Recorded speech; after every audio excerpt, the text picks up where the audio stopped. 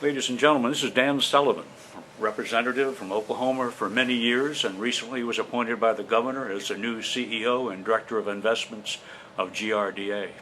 Nice to meet you. Thank you. Welcome. How are you enjoying your first month on the job? Well, it's great. I've been here almost 2 weeks now. Oh, really? And it's kind of like drinking from a fire hose, but I'm glad to have the opportunity. Yeah. Along with this story, I'm going to be publishing the audit that was recently commissioned by the governor on GRDA's activities. I presume you're familiar with that. Yes. You have any reaction? It was somewhat critical on some issues. Do you have any response? Well, I think the first thing that I noted in reviewing the audit is when you consider the vast number of transactions that this authority has had over the audit period, there's a lot of things that that have been done correctly, and we're very happy to see that. Obviously, there's room for improvement.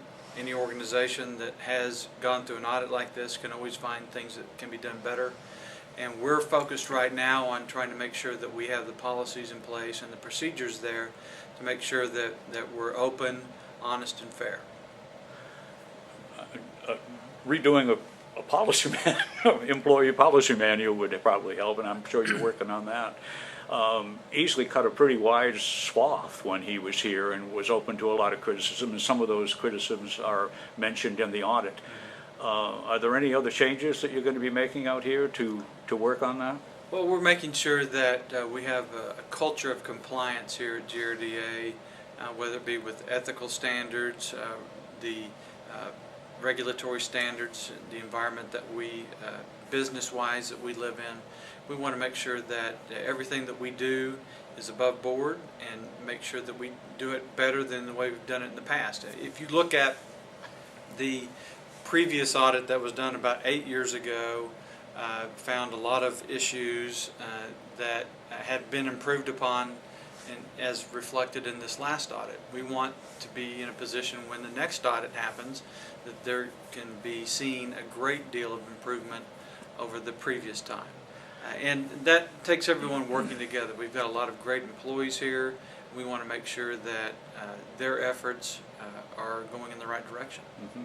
One of the criticisms of the audit was about Cherokee voting on something where a family was involved. Is there a policy to prevent that, or should he have at least acknowledged that when he voted, or what's your feeling on that? Well, I think the audit addresses that, and it's up to each of the board members to disclose any conflicts or potential conflicts that they may have. Mm-hmm. And I think the real issue across the board is when there appears to be a problem, if there's an issue, you need to disclose it, whether you're an employee, a board member, or otherwise associated with GRDA.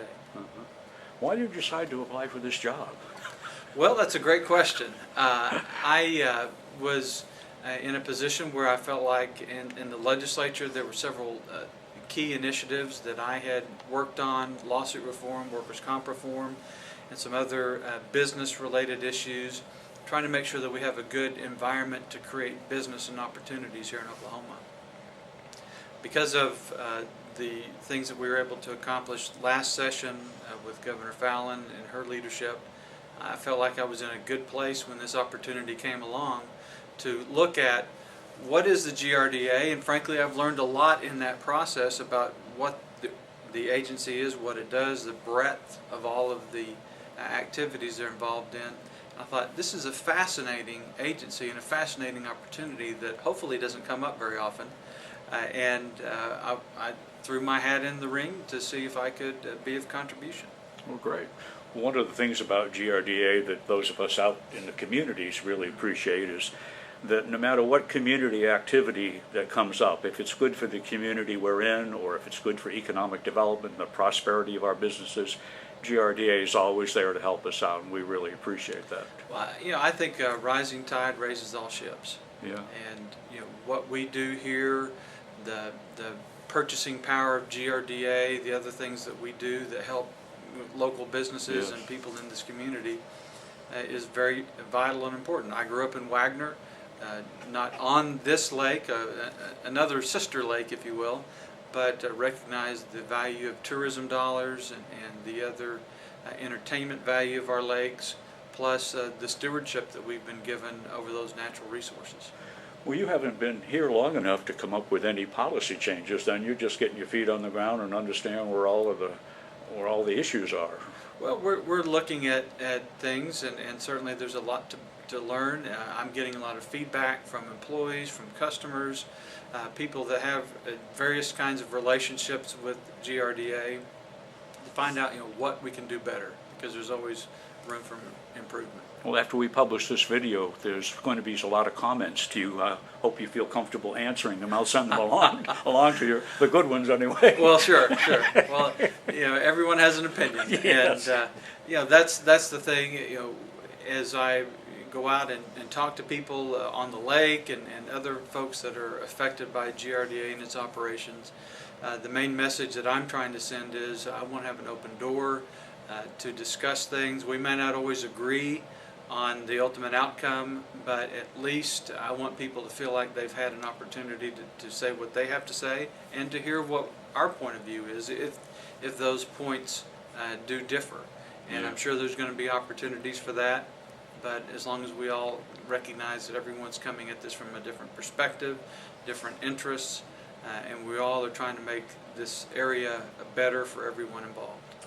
Well, you'll get a real taste of what life's all about when the shoreline management plan comes back from FERC. It'd Yes. be baptism by fire. Have you heard anything from them? Do you know what the status is and when that'll be coming back? Haven't heard any more. I mean, we do know that in response to some things that happened in Missouri, Yeah. FERC has come back and said, well, we really do want to make sure and make it clear that we want to recognize private property rights and private property interests. I think that was at least a perceived change from their initial statements and the initial directives that they had given in Missouri, and so we certainly feel that clarification, or however you want to phrase it, Yes. is going in the right direction. Well, great. Well, welcome aboard. Well, thank you. How long were you in the representative? 7 years 7 years. in the state house. Well, this will be more fun than that. Well, it's been a great opportunity. As I said a minute ago, one of the things that really has struck me from the very first time I had an opportunity to come and see some of the facilities, we have some great people here, people that have dedicated 30+ years of their lives to this organization, and they've done it for a reason, because they care about it. Yeah. And we want to make sure that all of their efforts are going in the right direction, that they're all about making this a better organization, and I appreciate their effort. Thank you for your time. All right, well, thank you. You bet. Perfect.